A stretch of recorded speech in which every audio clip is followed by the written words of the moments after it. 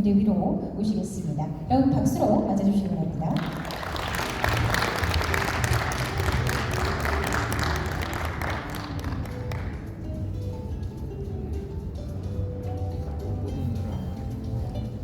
네, 지금 방금 소개받은 군산대학교에 근무하는 김승규라고 합니다. 반갑습니다.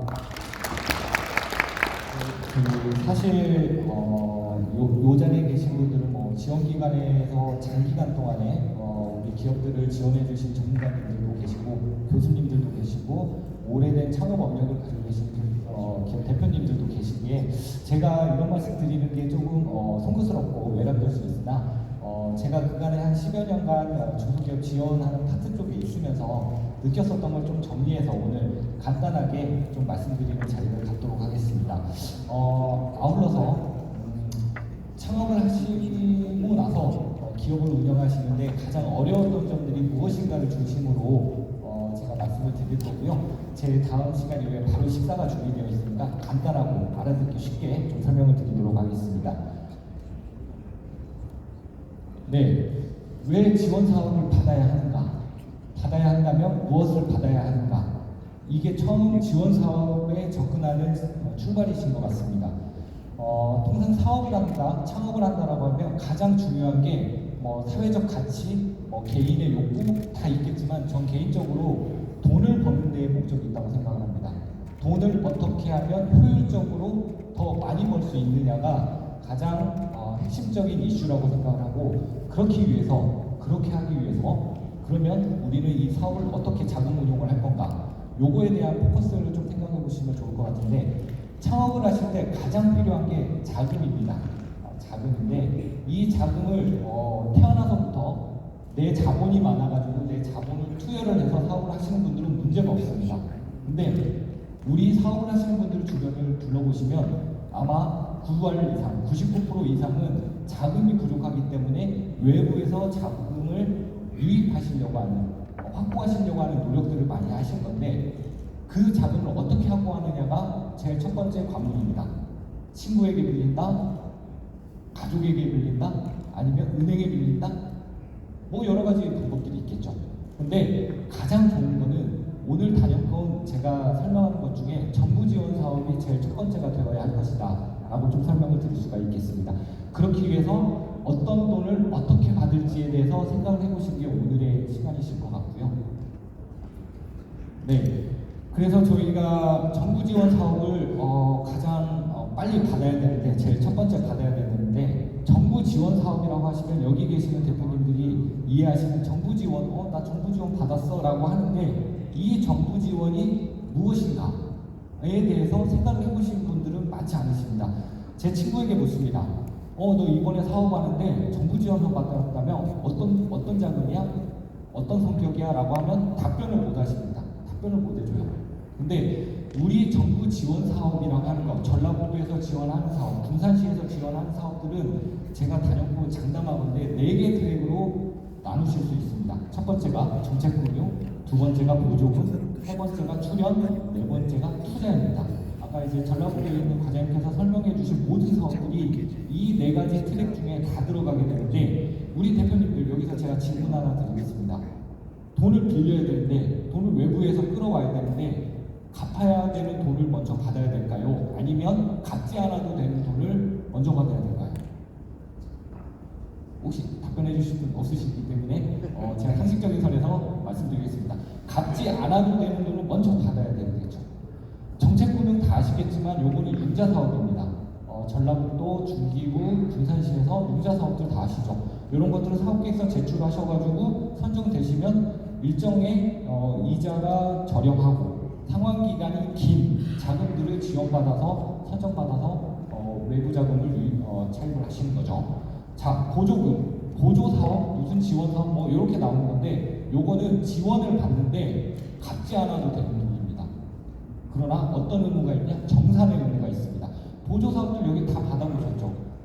1,000만 원짜리, 1억짜리 예비 창업 패키지, 초기 창업 패키지 받으셨다 하더라도 나중에 따르는 의무가 뭐냐면 정산하셔야 됩니다. 이런 제품 제가 이런 기계 사겠습니다라고 해가지고 사업계획서 쓰시고 그거에 대해서 사시고 나서 영수증으로 증빙을 하시잖아요. 그래서 이 보조 사업을 받으시면 상환의 의무는 없으되 정산을 하셔야 되는 자금입니다. 그래서 여기서 문제 하나, 정책 자금을 먼저 받으셔야 될까요? 아니면 보조금을 먼저 받으셔야 될까요? 답변 안 하실 테니까 제가 상식적인 선에서 답변 드리겠습니다. 보조금을 먼저 받으셔야 돼요. 내가 창업을 해야 되고 이 사업을 영위하시는데 제일 먼저 정부 지원 사업을 받아야 되겠다라는 당위성이 있으시다고 하면, 목적을 세우셨다면 그 수만 가지 사업들 중에 제일 먼저 컨택을 하셔야 되는 건 보조 사업이십니다. 근데 대부분 반대로 하세요. 융자를 받으시러 가는데 어디로 가시나? 그것도 반대로 가시는데 가족들 돈을 빌리러 가요. 내 동생, 내 어머니한테 얼마 빌려주세요. 왜? 이자 안 줘도 되니까. 근데 사실상 가족관계도 엄밀히 따지고 보면 다 이자 지급하셔야 되는 외부 차익 자금이거든요. 근데 제가 먼저 융자를 받으셔야 될 것 같으면 일반 은행 가서 받으실 게 아니라 정책 자금을 담당을 하는 중진공, 소진공, 신보, 신용보증기금, 기술보증기금 이쪽의 자금들을 연계를 하셔야 되는데 그냥 시중은행 가시고 아니면 그냥 가족들한테 가시죠. 잘못됐다는 거예요. 근데 이 자금도 먼저 받은 것도 억울해 죽겠는데 보조금 사업을 먼저 안 받으세요. 보조부터 받으셔야 되는데 역순을 하고 계시는 그런 패단들이 있다. 그렇기 때문에 여기 계신 대표님들께서는 내년 사업을 준비하시는 데는 무조건 보조금 사업부터 리스트업을 해서 보셔야 된다라고 설명을 드릴 수가 있겠습니다. 자, 세 번째 출연인데요. 출연은 사전을 찾아보시면 국가나 어떤 정책 목적을 수행하기 위해서 기관이 달성해야 될 목표를 본인들이 대신하기에 그러니 민간에게 대신하게 해서 지원을 하는 방식입니다. 보조랑 똑같은 목적을 띠고 있는데요. 출연은 뭐가 다르냐면 보조는 정산을 하시는 100% 정산 방식이지만 출연은 저희 같은 경우는 기술료, 경상기술료 같은 너네 사용하는 거에 대해서 국가 목적이긴 하지만 너네가 사용하는 기술이기 때문에 너네가 사용료를 대신 납부를 해. 10% 정도, 20% 정도 이렇게 섹션을 둬서 운영을 하는 사업입니다. 그래서 대부분 보조와 같은 성격이지만 10%에서 20% 정도는 상환을 하셔야 된다. 자, 여기서 다시 문제 드리겠습니다. 정책금융, 보조금, 출연 순서가 있습니다. 어떤 것부터 먼저 받으셔야 될까요? 보조금, 그 다음에 출연, 그 다음에 융자를 보셔야 됩니다. 근데 대표님들은 반대로 하거나 이렇게 안 하시는 분들이 대부분의 주류에 많다는 거 잘 아시죠? 그래서 이거를 설명을 드리는 이유는 뭐냐면 2025년 정부 지원 사업, 창업 지원 사업, 전라북도 창업 지원 사업, 군산시 창업 지원 사업들이 쭉 나올 텐데 그 리스트업을 하시게 되면 중기부, 산업부, 환경부, 농림부 뭐 다 합치게 되면 한 1,050가지의, 1,500가지의 정부 지원 사업들이 나올 건데 그 중에 배열을 하셔야 됩니다. 보조, 출연, 융자 하셔서 보조금부터 사업, 내가 뭘 할 수 있는지 섹션을 좀 보셔야 된다라고 설명을 드리겠습니다. 투자는 통상적으로 개인 투자를 받게 되면 제가 투자를 받은 만큼 지분을 넘겨줘야 되는 일반 시장의 원리가 있습니다. 자본시장의 논리가 있죠. 근데 정부에서도 왜 투자를 지원 사업으로 분류를 하냐면 통상적으로 정부에서 투자를 하게 되면 모태펀드나 엑셀러레이터가 하는 엔젤 투자라든가 이런 거를 받게 되시게 되면 예를 들자면 아까 팁스 설명드리셨죠. 1억의 투자를 받게 되면 정부에서 배수 투자가 들어오게 됩니다. 1억에 받은 거에 대해서 2배수에서 3배수 정도, 2억에서 3억 플러스 알파의 투자가 들어오기 때문에 배수 투자를 받으실 수가 있고 여기서 핵심적인 게 뭐냐? 지분율을 그대로 다 안 넘겨줘도 됩니다. 그러니까 내가 경영권과 이 회사의 운영을 할 수 있는 권한을 최대한 유지할 수 있는 범위 내의 지분을 딱 정해놓고 아무리 투자를 많이 받았다 하더라도 더 이상의 지분을 넘겨가지 않는 그런 안전장치를 마련해놨기 때문에 정부 투자를 받을 건지 민간 투자를 받을 건지 고민의 선상에서도 역시나 정부 투자를 먼저 우선적으로 고민을 하셔야 된다라고 말씀을 드릴 수가 있겠습니다.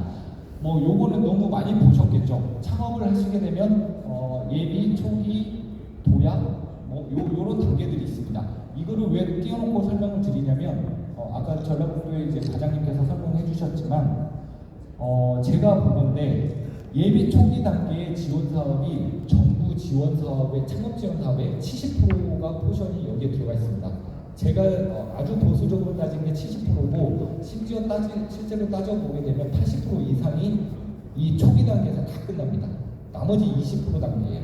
그러면 저희가 초등학교 때 경쟁하던 그 경쟁률하고 대학원 가서 경쟁하는 거하고 경쟁률이 달라지듯이 실제로 초기 단계에서 경쟁률이 굉장히 상대적으로 낮습니다.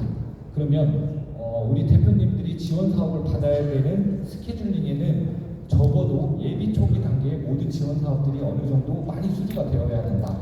그런 스케줄링 때문에 말씀을 드린 거고, 제가 어떤 기업 방문을 갔더니 기업 대표실에 이렇게 한 5평 정도 되는 기업 대표님실인데 뒤편에 전지 한 3장이 쭉쭉쭉 붙어 있고 거기에 그래프를 그려놓으십니다. 그래프를 그려놓고 X축은 연차수 1년부터 10년차까지 그려놓으셨고요.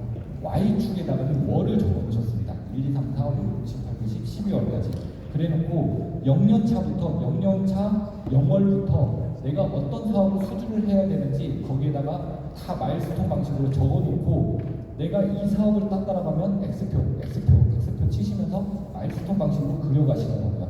근데 그분의 그래프의 핵심은 뭐냐면 진짜 보수적으로 3년까지 모든 사업들이 집중돼서 내가 이 3년 안에 어떤 사업들을 최대한 많이 수주할 것인지에 대한 방법을 고민하시는 그런 대표님의 백업을 받습니다. 그래서 우리 대표님들도 이제 12월이니까 1월부터 오픈될 거거든요. 어떤 거는 12월 달에 오픈될 것들이 있는데 그런 것들을 미리 내년 계획을 이제 금연하겠다, 금주하겠다 이런 계획과 함께 백원에다가 어떤 사업을 수주를 하실 건지 한번 마일스톤 방식으로 정리를 해보시기를 좀 부탁을 드리겠습니다. 팁스인데요. 사실 팁스가 정부나 지원 기관에서 굉장히 성공적인 사업으로 설명하는 대표적인 사례입니다. 아까 전라북도 우리 과장님께서 설명해 주셨는데 이 사업의 원리는 두 가지입니다. 하나는 민간에 투자한 아이템을 투자한 기업을 대상으로 해서 정부에서 선택해서 투자를 하겠다, 집중해서 투자하겠다는 방식이 이 사업의 첫 번째 아젠다고요. 두 번째는 집중의 방식을 굉장히 강화해서 지원하겠다. 이거의 집중 방식은 1+5+2 이런 식으로 되어 있거든요. 1억 원의 민간 투자를 받게 되면 5억 원의 R&D 자금과 2억 원의 매칭 지원을 합니다. 사업화 자금과 수출 지원과 플러스 또 2가 붙는데 1+5+2+2, 1+5+4. 그래서 1억 원을 받아오면 9억 원의 추가 지원의 효과를 내는 사업이 이 사업입니다. 앞으로 저는 제 개인적인 사견인데 앞으로 이 사업은 정부 후무하게 인정을 받을 거고 정부에서 굉장히 홍보를 많이 할 겁니다. 왜냐하면 대표님들 잘 아시겠지만 1억 원의 민간 투자를 받았다고 해서 후속으로 9억 원을 매칭해서 투자를 하고 지원하는 사업은 없습니다. 앞으로도 없을 거고 과거에도 없었습니다. 그래서 이 사업은 되게 성공적인 사업으로 앞으로 이 방향대로 갈 건데 제가 쭉 설명드릴 게 이겁니다. 과거에는 단일 사업에 뭐 5천만 원, 1억 그리고 R&D 사업에 얼마 이렇게 지원하는 방식으로 각각 갔거든요.